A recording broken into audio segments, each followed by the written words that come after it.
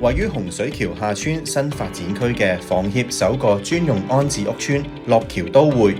繼第一期甲嘅資助出售房屋樂橋軒一喺去年年底交樓之後，出租部分樂橋樓一座，亦都喺3月歡迎首批住戶。樂橋都會第一期2個項目而家已經全部完工，標誌住房協發展專用安置屋邨嘅首階段成果，邁向咗下一個新里程。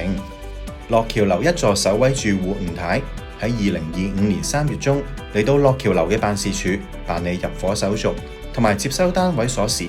發展局副局長林志文、房協行政總裁陳欽勉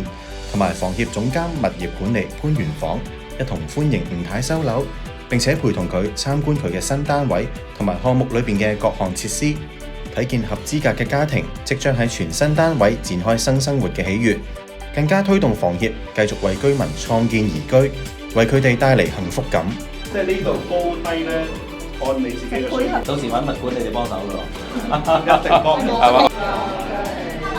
有咩事就我啲同事會幫手噶啦。係，你放心。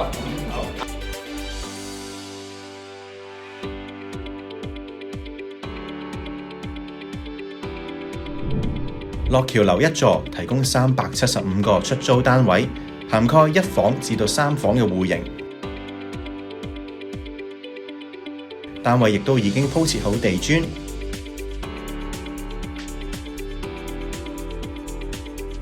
大廈亦都設有平台花園、兒童遊樂及長者康樂設施。升降機大堂亦都有休息區同埋座椅，方便居民休息或者聯誼。另外，樂橋樓一座亦都引入咗智慧屋邨管理，例如有機械狗輔助巡邏工作，以及有智能清掃機清理公共地方。專用安置屋邨項目係房協近年同政府其中一個合作方向，為咗受政府發展清拆行動或者市區重建計劃影響嘅合資格住戶，提供免經濟狀況審查嘅安置選擇。房協目前發展或者規劃中嘅專用安置屋邨項目一共有8個，未來5年喺新界同埋市區將會有大約8000個出售及出租單位落成。